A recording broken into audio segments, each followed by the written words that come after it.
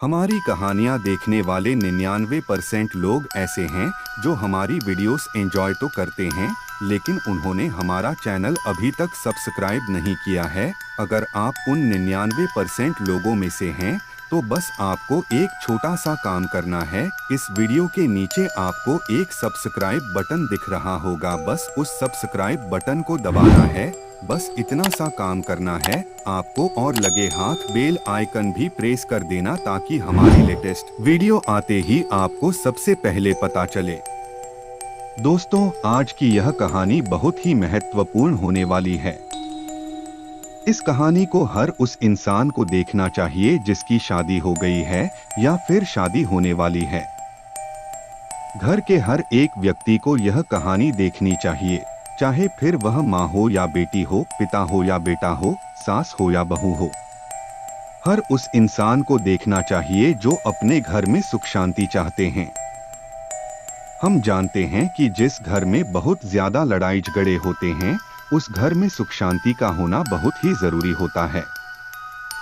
मैं आपको कोई मंत्र नहीं बताने वाला, बल्कि कुछ ऐसे तरीकों के बारे में बताने वाला हूँ जिससे आपके घर की खोई हुई शांति वापस आ जाएगी। इस कहानी के माध्यम से जिस घर में सुख शांति वापस आती है, या फिर इस कहानी के माध्यम से जिस घर के सुख शांति भंग होने से बच जाती है, वह लोग हमें दुआ अवश्य देंगे।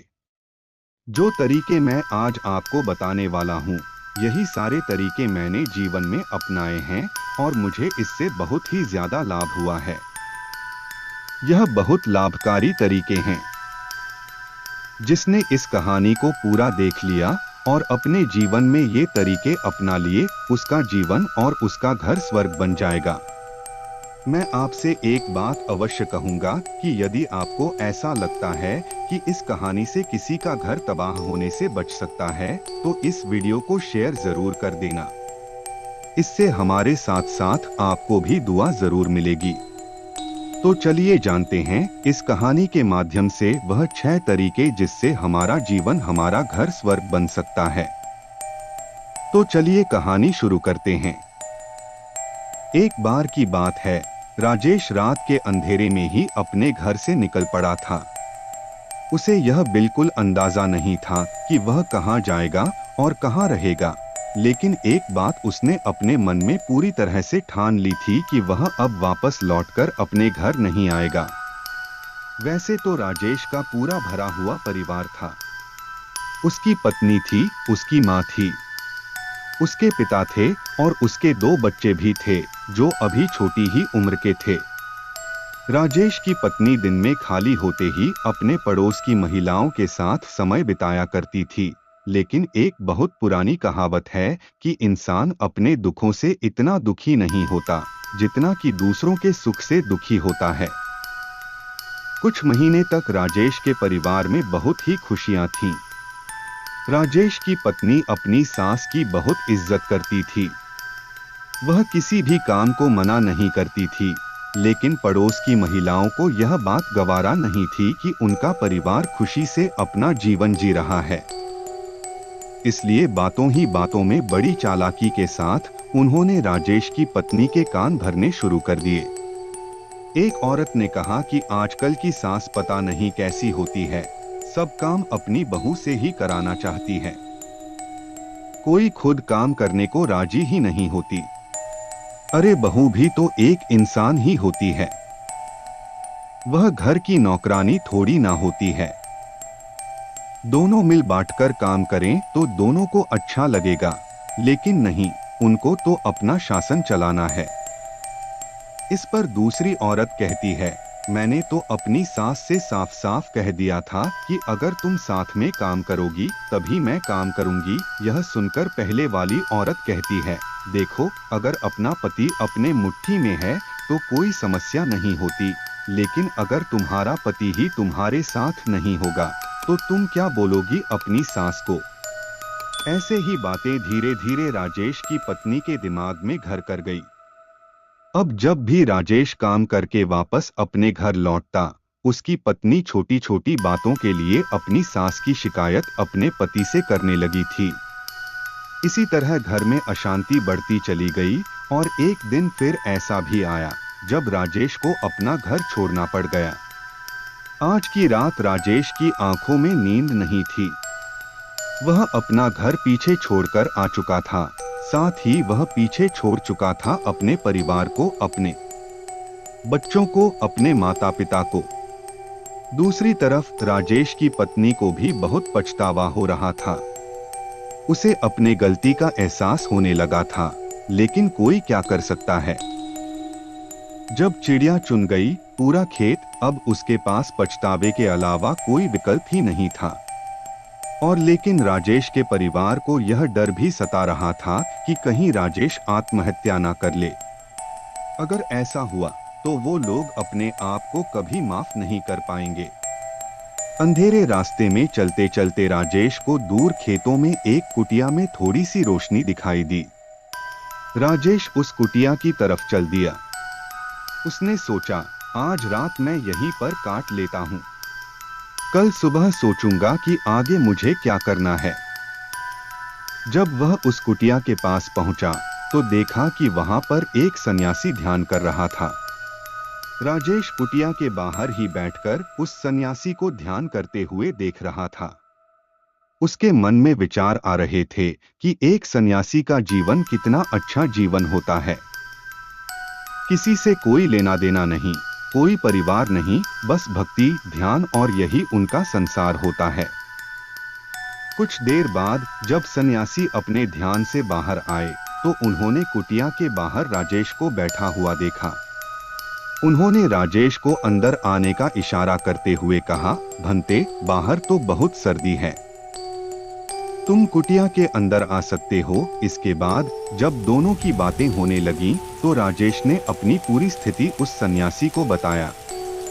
राजेश ने यह भी बताया कि अब मैं खुशी से सन्यासी होना चाहता हूँ, इसीलिए अगर आप मुझे दिशा दे सकते हैं तो मैं आपके पास रहकर ही ध्यान का अभ्यास करना चाहता हूँ। सन्यासी ने उसे समझाते हुए कहा, बच्चा, अगर तुम कुछ नियमों का पालन करोगे, कुछ बातों को अच्छे से समझ लोगे, तो घर की सुख शांति तुम्हारे हाथों में होगी। जाने अनजाने हम खुद ही अपने परिवार में अशांति पैदा कर देते हैं और इसका हमें एहसास भी नहीं होता। भंते, सबसे पहला और सबसे जरूरी नियम जो है वो यह है कि अपना खून अपना ही खून होता है। चाहे तुम्हारी किसी से भी कितनी भी अच्छी दोस्ती क्यों ना हो, चाहे तुम्हारा कोई रिश्तेदार ही क्यों ना हो, लेकिन अपने परिवार वालों से ज्यादा महत्व दूसरों को कभी मत देना। जब परिवार के सदस्यों को इस बात का एहसास होता है कि यह आदमी हमसे ज्यादा दूसरे लोगों को महत्व देता है, तो आप अपनी इज्जत खुद ही अपने परिवार के सामने कम करवा लेते हैं। इसी से परिवार में फुट पड़ने लग जाती है। आगे से वह भी आपकी बातों को ज्यादा महत्व नहीं देगा और यही से परिवार के सदस्यों के बीच आपसी दूरी होने लग जाती है, जिसका फायदा बाहर के लोग उठाते हैं। दूसरा नियम जो दिमाग में रखने का होता है वह यह है कि जब भी परिवार के सदस्यों में कोई आपसी मतभेद पैदा हो जाते हैं तो उसे बात करके सुलझाने का प्रयास करो। अगर कोई बुरी लगी हुई बात परिवार का कोई सदस्य अपने मन में रख लेता है तो वह बात दीमक की तरह हमारे परिवार की सुख शांति को खाने लगती है। इसलिए कैसी भी बात क्यों ना हो, कितनी भी बड़ी गलती क्यों ना हो जाए, अपने परिवार के सामने उनके साथ बैठकर उस बात को सुलझाने का प्रयास करो। अपने मन में उसे दबाकर मत रखो। अक्सर जब कोई आदमी गलती करता है तो वह उस गलती को छुपा कर रखना चाहता है ताकि उसे हर बार वह गलती दोहराने का मौका मिल सके। लेकिन समझने की बात यह होती है कि अगर आप अपनी गलती को दबाकर रखते हैं तो आप बार बार गलती करते जाएंगे और वही गलती आपके परिवार में अशांति का कारण बन जाएगी। और हाँ, परिवार के किसी भी मुद्दे को सुलझाने के लिए बाहर के लोगों की सहायता लेने की कोई जरूरत नहीं है। अपने परिवार के मुखिया के साथ बैठकर उस बात को खुद से ही सुलझाने का प्रयास करो। तीसरा नियम समझने के लिए तुम्हें यह समझना होगा कि घर में सबसे ज्यादा अशांति इसी कारण से पैदा होती है कि घर में सबसे ज्यादा अशांति का कारण बहू और सास के मतभेद होते हैं। अगर बहू अपनी सास को माँ के समान और सास अपनी बहू को बेटी के समान देखें, तो यह मतभेद बहुत हद तक कम हो सकते हैं। उस सन्यासी ने राजेश को समझाते हुए कहा कि अगर तुम अपनी पत्नी का पक्ष लेते हो तो अपनी माँ की तरफ से बुरे हो जाओगे, और वहीं अगर अपनी माँ का पक्ष लेते हो तो अपनी पत्नी की तरफ से बुरे हो जाओगे। कभी भी घर के मतभेद से आदमी को हमेशा दूर ही रहना चाहिए। कम से कम हफ्ते में एक बार सारे परिवार के सदस्यों को आपस में बैठाकर बातचीत करनी चाहिए। जो भी समस्याएं परिवार में चल रही हैं, खुलकर आपस में चर्चा होनी चाहिए और जो भी सदस्य घर का मुखिया निर्धारित किया गया है, उसकी बातों को सभी को मानना चाहिए। जिस तरह एक देश को अच्छे से चलाने के लिए एक अच्छे नेता की जरूरत होती है, इसी तरह एक परिवार को भी अच्छे से चलाने के लिए एक अच्छे मुखिया की जरूरत होती है। अगर देश गलत नेता के हाथों में चला गया तो देश बर्बाद हो जाता है। इसी प्रकार अगर परिवार गलत मुखिया के हाथों में चला जाए तो परिवार भी अशांत हो जाता है। इसलिए मुखिया उसे चुनो जो खुद के मद से परे हो, जो सिर्फ अपने आप की नहीं बल्कि पूरे परिवार की सोचता हो। अगर हम आज से 50 से 60 साल पहले की बात करते हैं तो उस समय सभी भाई आपस में मिलकर सही तरीके से रहा करते थे, क्योंकि सब लोग एक मुखिया की बात मानते थे, उसे मुखिया समझते थे, उसकी इज्जत करते थे। लेकिन आज ऐसा कुछ नहीं रह गया है। तो हमें एक मुखिया अपना बनाना चाहिए और उसकी बातें सुनना चाहिए। चौथा नियम यह है कि अपने परिवार का रहस्य किसी को मत बताना। जो अपने परिवार जनों के बीच बातें हो रही हैं, उनकी चर्चा अपने पड़ोसियों के साथ कभी मत शेयर करना, वरना तो लोग आपके घर के रहस्य, आपके घर की कमियां जानना शुरू कर देंगे और समय आने पर उन्हीं कमियों की वजह से आपको पछताना पड़ेगा। जो बात परिवार के 4 दीवारों के बीच हो रही है, उसकी किसी को भी कानो कान खबर नहीं होनी चाहिए। इससे परिवार के सदस्यों का विश्वास एक दूसरे पर से उठ जाता है और समाज में आपकी वजह से आपके परिवार का मजाक भी बनाया जा सकता है। 5वां नियम यह है कि परिवार में सिर्फ अपने स्वार्थ के लिए नहीं जिया जाता। परिवार के सभी सदस्यों के लाभ और हानि के बारे में हमें चिंता करनी होती है। अगर हम सभी सदस्य को भूलकर सिर्फ अपने स्वार्थ के बारे में सोचेंगे तो परिवार होने का कोई मतलब नहीं रह जाएगा। चाहे परिवार के किसी सदस्य से कोई गलती ही क्यों ना हो जाए, परिवार वही होता है जो उसका साथ देता है। क्योंकि ज्ञान और भाषण तो सभी दे सकते हैं, लेकिन परिवार वही होता है जो गलती होने पर भी अपने परिवार के सदस्यों का साथ नहीं छोड़ता। छठा नियम यह है कि परिवार के सभी सदस्यों को मिलजुल कर रहना चाहिए। किसी एक सदस्य को दास या फिर नौकर नहीं समझना चाहिए। हम सबका फर्ज होता है कि हम मिलजुल कर काम करें। अगर एक आदमी कमाता है, दूसरा बैठकर खाता है, तो ऐसा बहुत दिनों तक नहीं चल पाएगा। गाड़ी तभी सही तरीके से चल सकती है जब उसके सभी पहिए बराबर काम कर रहे हों, वरना तो गाड़ी पलट जाएगी। इस तरह परिवार के जब सब सदस्य मिलजुल कर काम करते हैं तो एक दूसरे के लिए प्रेम बढ़ता है, एक दूसरे के लिए इज्जत बढ़ती है, एक दूसरे के करीब आते हैं। लेकिन जब एक सदस्य पर ही सारा काम डाल दिया जाता है तो वह अपने आप को उस घर का नौकर समझने लगता है और सभी की इज्जत उसकी नजरों में कम होने लगती है। यही बात सास और बहू पर भी लागू होती है। बहू के आते ही सास समझने लगती है कि अब तो मुझे काम करने की कोई आवश्यकता नहीं है। लेकिन ऐसा नहीं सोचना चाहिए। भले ही आप अपनी बहू जितना काम ना करें, लेकिन उसके काम में आप कुछ तो हाथ बटा सकते हैं। अगर आपकी बेटी होती तो आप उसके साथ काम कर रही होती। और यही बात बहू पर भी लागू होती है कि सास की बातें माने, उसे अपनी माँ की तरह समझें और प्यार से काम करें। और फिर सन्यासी ने राजेश को समझाते हुए कहा कि वापस अपने घर लौट जाओ। उन्हें वहां जाकर इन नियमों के बारे में पूरी तरह से विस्तार से समझाओ ताकि तुम्हारा परिवार फिर से एकजुट हो सके, क्योंकि जितना तुम अपने परिवार से दूर भागने की कोशिश करोगे उतना ही दुखी होते चले जाओगे। परिवार के साथ रहकर उन समस्याओं को सुलझाना ही असली गृह जीवन होता है। घर से भाग जाना और उससे दुखी होकर सन्यास बन जाना, वो सन्यास जीवन नहीं होता है। सन्यासी तब बना जाता है जब परिवार तुम्हें खुशी खुशी सन्यासी बनने के लिए मंजूरी दे देता है।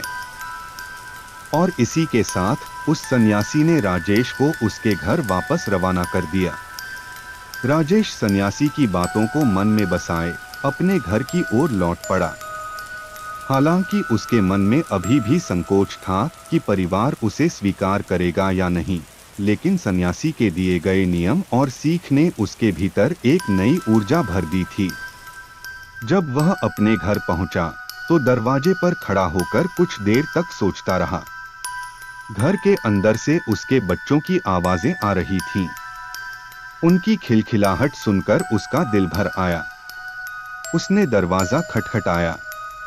उसकी पत्नी ने दरवाजा खोला और राजेश को देखते ही उसकी आंखों से आंसू बहने लगे।